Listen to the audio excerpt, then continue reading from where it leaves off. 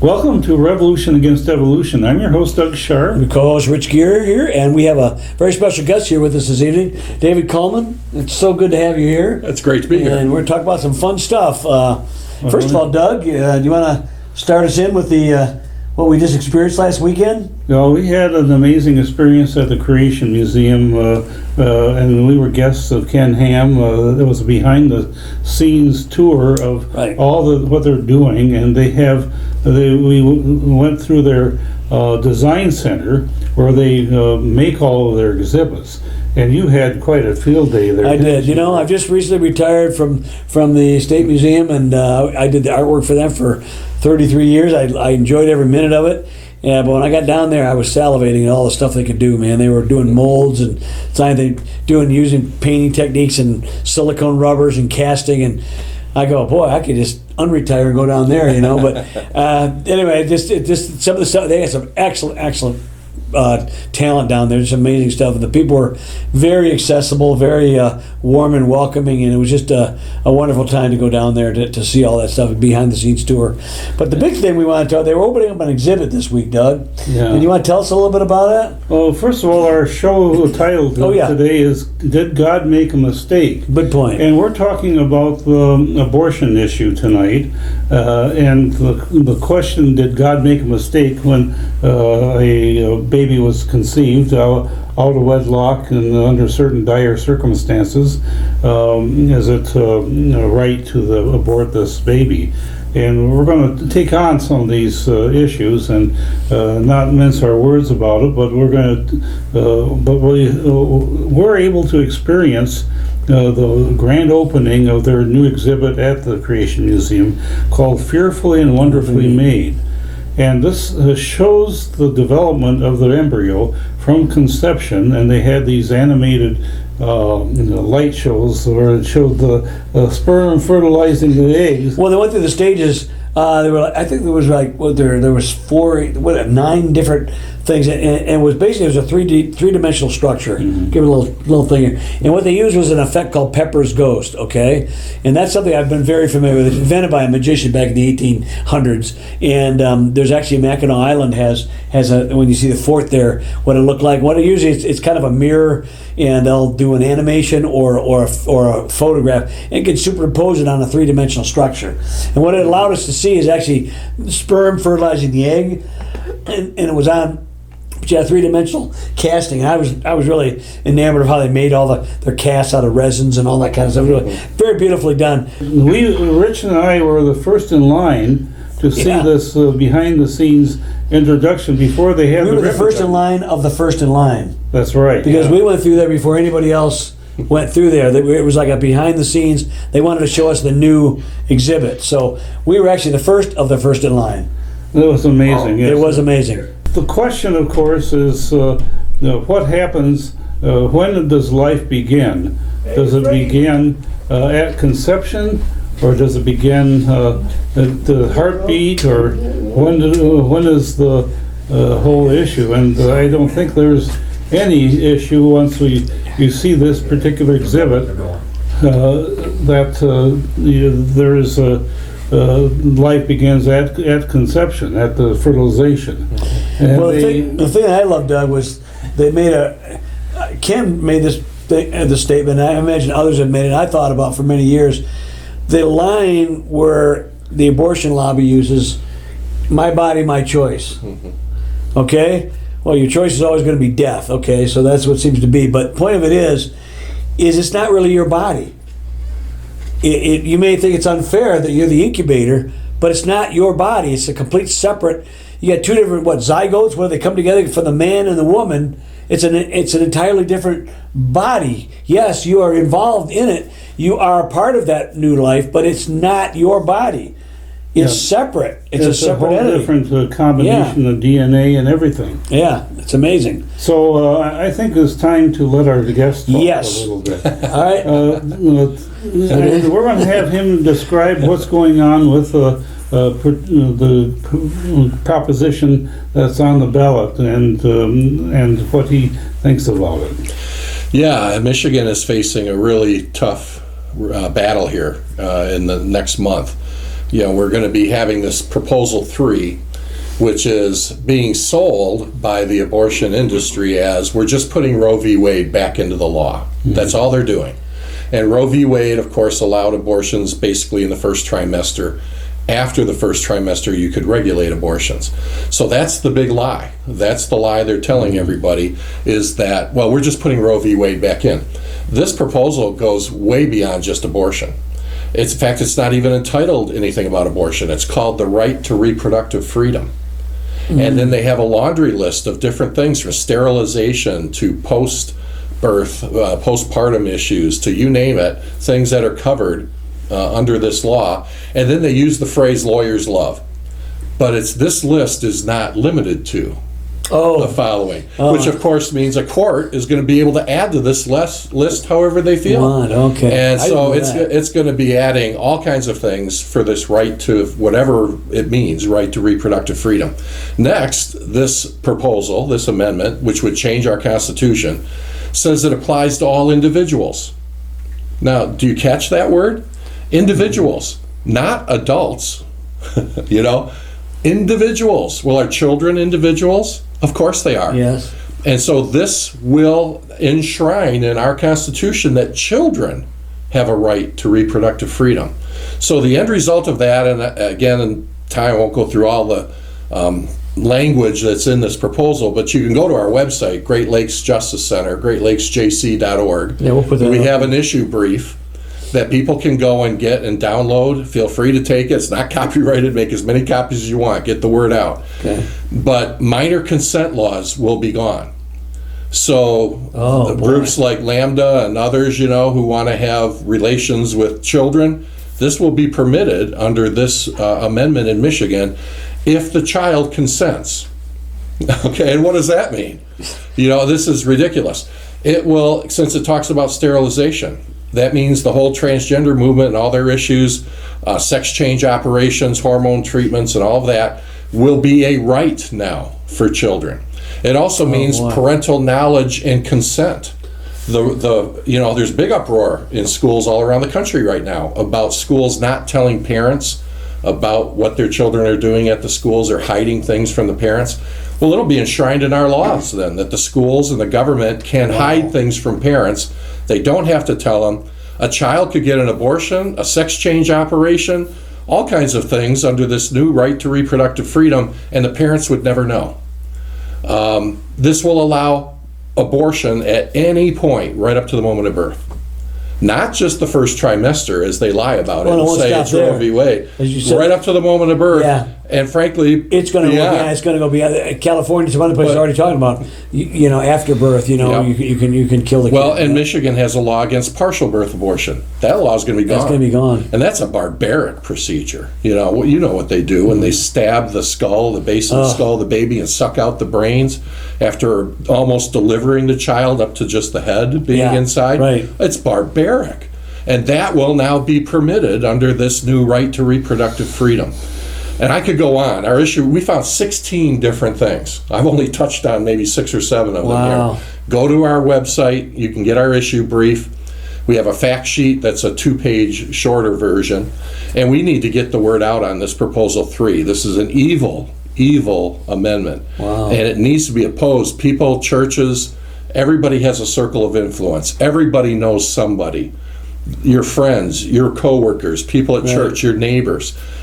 I don't think people understand what this is going to do. When they hear parents don't have to be informed and that kids can get abortions and the parents would never know, 80% of the people in the state will oppose that.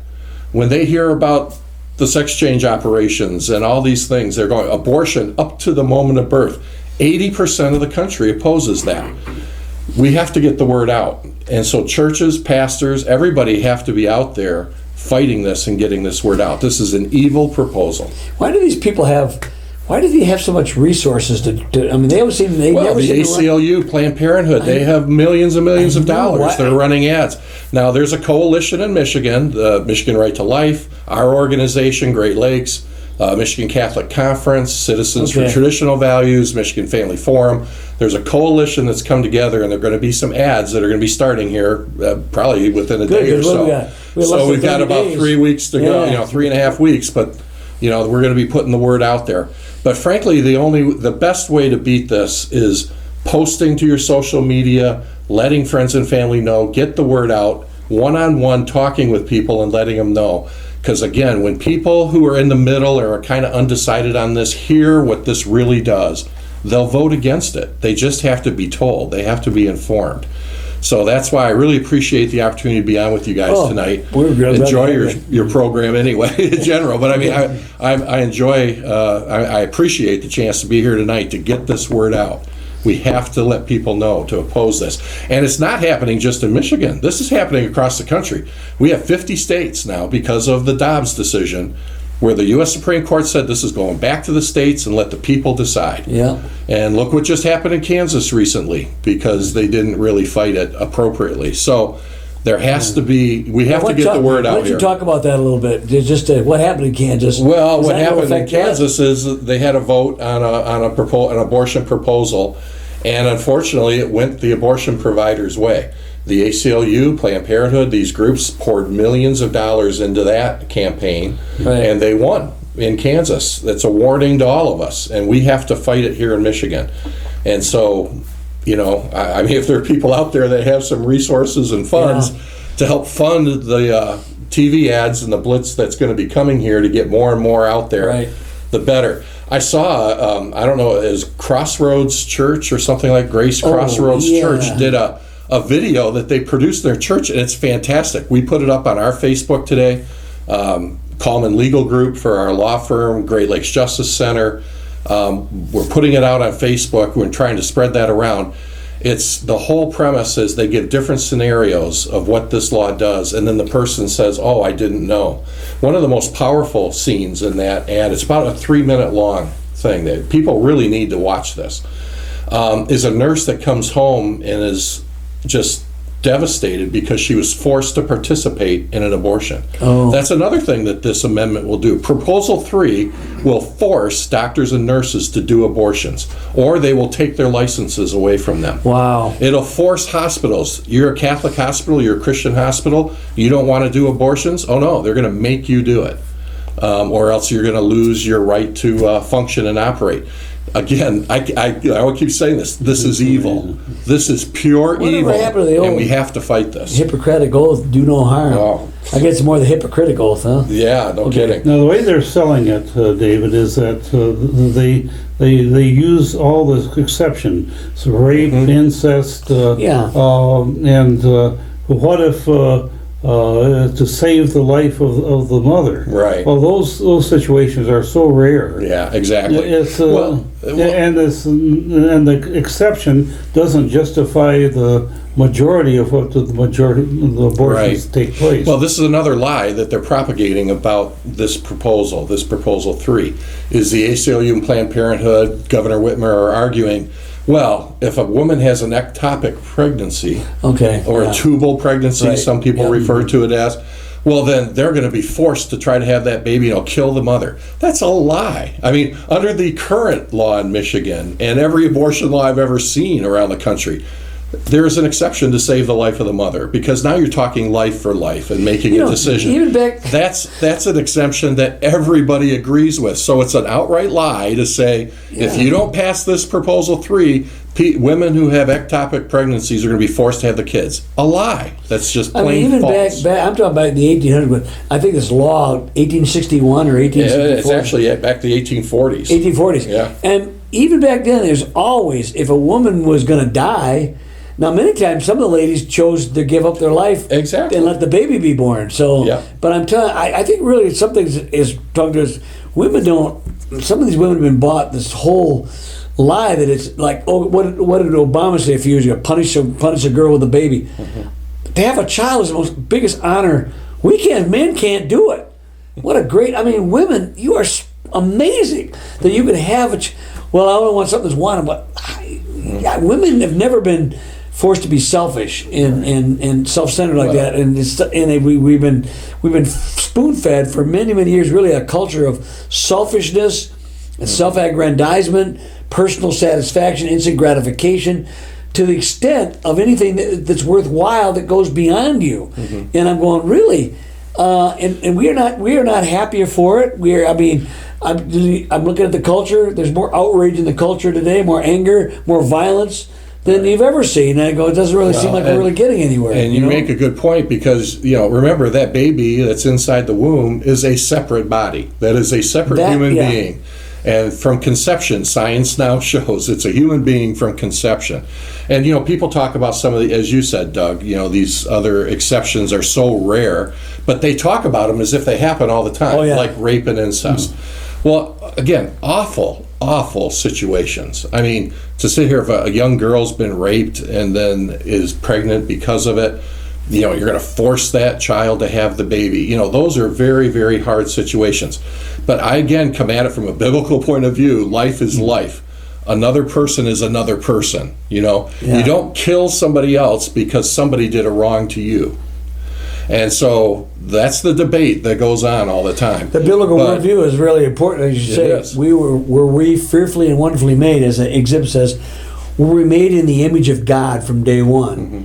Or are we basically a fly speck on a bunch of cosmic accidents? Which is why we have shared pregnancy centers and pro-life clinics all around the country that give support and help to women who are in these dire circumstances, and help to have that baby adopted. And those things are out there.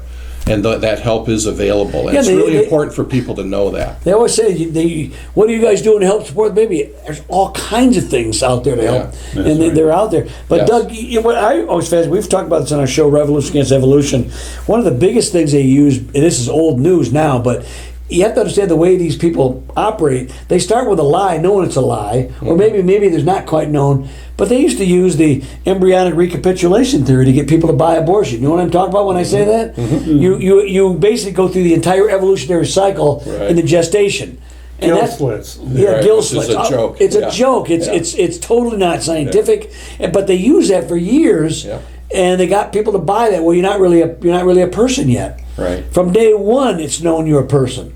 So, absolutely. We had a speaker at the conference who was a survivor of abortion. Oh yeah. This young lady was a twin, and the twin was aborted, but they did not notice there was a second fetus in the womb.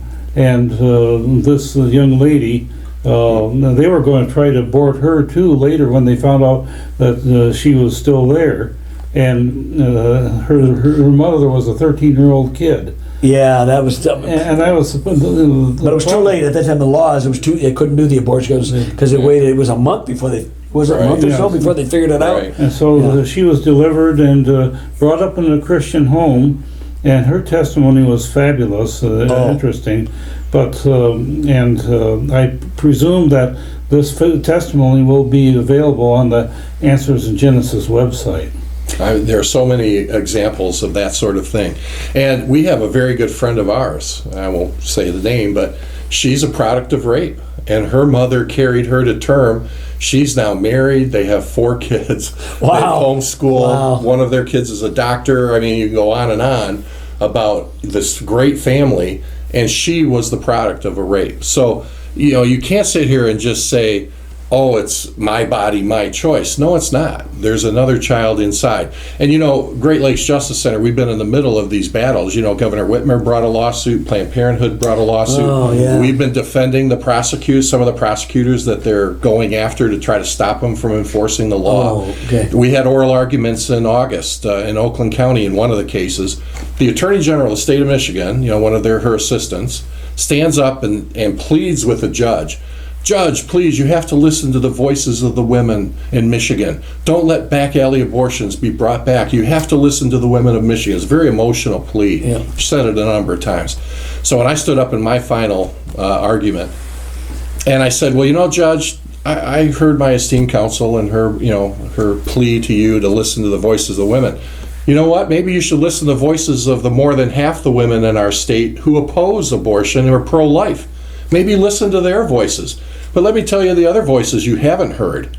The 30,000 babies who are going to be dead if you don't let this, if you sign this order and you let this injunction go in place to stop prosecutors from protecting life. Those voices are the voices you should be listening to, Judge. 30,000 dead babies. And he just looked at me and didn't bat an eye, and he granted their injunction. I'll tell you, I wouldn't want to be that judge when he's facing his maker. You know, and he signed an order that allowed all these babies to be killed. But if you're not beholden to a maker, how do you care, you know? Well, he'll care it. We all know he'll care then. Yeah, I know. You know? But that's the whole thing, is that if you're, these people hate moral law. Yeah. And they hate God because they're God's telling them, giving them good counsel on how to handle your sexuality properly, and they don't like this commitment of marriage, but this gives the right of men to abuse their women, and to say that they're going to be able to take care of this if you get pregnant. And, the women get abused as a result. Right. Well, Doug, you raise another really good point there, because this gets thrown at us all the time. I hear this argument all the time. Dave, you can't impose your morality on me. That might be okay. You might think that that's a baby. I don't. So you can't impose your morality on me. So you can't pass a law to do this. What a joke. I mean, name a law that does not involve some kind of moral choice. Exactly. I dare anybody. I've said this to lawyers and everybody agree. else. I mean, our whole criminal code is based on moral choices. It's immoral to steal. It's immoral to kill. It's immoral to beat somebody up. It's immoral to spit on the sidewalk. I mean, whatever it is, we're making moral choices. Civil code. We've decided as a culture and as a society that we need to protect the environment, so we pass environmental laws. Those are moral choices. I am sorry, every single law that gets passed involves a moral choice. That's not the question. The question is whose morality is going to be upheld by the law in our culture and in our country, and that's the issue. And that's what's scary right now. Yeah, you're right, Doug. Yeah, because we live in this culture right now with the biblical foundation of this country is fast being eroded. I mean, Europe's already dead, and we are following right behind them. Canada's already there too. Shoot, they've arrested pastors for and they're look at what's going on. People protesting some of the stuff going on there, like you talked earlier about the parents. They don't want to have parents to have any say in what the schools are teaching children. Whether it's transgenderism or homosexuality or abortion, all of those things fall under moral law. And what gets you is children. They know the psychologists. I mean, I'm not a psychologist, but you read enough, you hear enough. Children do not have they just don't have that wherewithal to know what to. Right. If somebody tells you, "Oh, you're a girl," okay. There was a story I heard when he was at the mom's place. She wanted to be a girl, but at the dad he was a boy. So, well, I'm with my mom, I'm a girl. Boy, kids don't know. And I've seen so much pushing on stuff. Yeah. Well, and people need to understand. I hear this. This is another pet peeve I'll bring up from this. I get it all the time. Well, I'm a Christian. Render unto Caesar the things that are Caesar, and unto God the things that are God's. So I'm not going to get involved in politics. That's a dirty business. Let them do all their stuff over there. I'm just not going to get involved. I'm not going to vote. That's an incredibly wrong-headed approach. Yeah. In our country, who is Caesar? Who's Caesar? It's us. It's us, we the people. We don't have a dictator tyrant like Nero. Our Constitution is we the people. So if Caesar in America is us, then what is our Christian duty? It's to be involved, not to walk away from it. It's to be the salt and light, get out there and be involved in these moral issues. But this Proposal 3 is not, you're not voting for a candidate. You're not voting. This is a moral issue. Yes, it is. And if the church doesn't rise up, and if Christians don't rise up and fight this and appear in waves at this election next month, it's our fault, and the Lord's going to judge us for it. Well, judgment begins at the house of the Lord. That's right. And we have to be the standard. We have to be the watchman on the wall. We have to be. These are things that the church's responsibility. And you may get stones thrown at you, spears thrown away, but you have to basically. You should hear. So I feel sorry for my secretary sometimes with the threats and the calls we get. Oh boy, it's nasty. But there's no compunction. This is what it reminds me of Lex Luthor fighting Superman. We are actually a lot stronger. We have this power of God behind us, right? Mm-hmm. but we feel so impotent and weak because we tie our hand behind our back and let him use kryptonite against us. We can't even speak. Churches are afraid to talk. And people need to speak up. Look, somebody calls you a name, so what? They try to cancel you, so what? I mean, are you going to sit here and say, well, they want me to call this boy a girl, so I have to use she and her. Forget about it. And I have to use some girl name because they're demanding that I be respectful. I'm sorry, the truth matters. The truth matters. Yep. And I kid with Will and my son Steven and others at our firm that, get the bail money ready because I'm sure that I'm going to be in court one day. And a judge is going to order me to use those and I will not do it because the truth matters. And as an attorney, I have a duty of candor and of honesty to the court. I'm not supposed to lie. And so, as Jordan Peterson says, if the government can force me to lie, it warps my soul. And that's a good quote. That is exactly what this is about. There is no tolerance. There's no respect for our point of view. No. It's obey or we're coming after you. We're going to take your license. We're going to put you out of business. And we have to start pushing back before it's too late, before it's way too late. I'd like to hear a testimony from a woman who aborted her baby, and as a result, her life became richer and more rewarding. Yes. Is there such a thing? Did aborting a baby allow you to get your PhD in political science or something, and then you made the whole world better as a result of your abortion? Well, I'm wondering if there's such a thing, a testimony out there. I don't think there is. Well, even if there was, there probably are some women that say, well, I now I can go on and go to with some of these Hollywood people, some of these Hollywood celebrities are really, really bad. They go, I've had 5 abortions, so therefore, it allowed me to do my career. I go, wow, so things like that probably do happen, Doug. But it's not a good testimony to me. No, it's not. It's not. I just want to encourage everybody watching, wherever, if you're in Michigan or anywhere in this country, you got to stand up and you got to start speaking out and do it in a calm, rational. You don't have to be angry with people and hit them over the head with your Bible, but just give them the facts and be reasoned about it, and give them a reason to vote against these evil proposals. So there's also a lot of room for mercy. There sure is. Who have had abortion. That's right. And the harm to women, and we had one of our expert witnesses in our case in Oakland County testify to that very thing. The mental anguish and harm to women who have had abortions is unbelievable. Yeah, unimaginable. And that's something that needs to be accounted for, is we have to help those women. And then there's parents and grandparents and a lot of people are involved in this. It's not just the woman.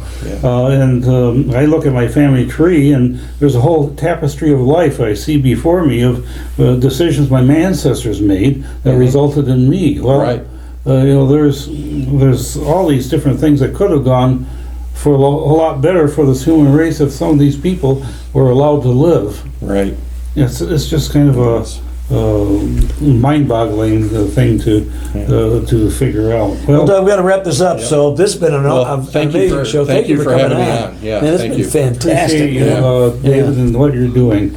Sticking your neck out. Yeah. We'll see you next time on Revolution Against Evolution.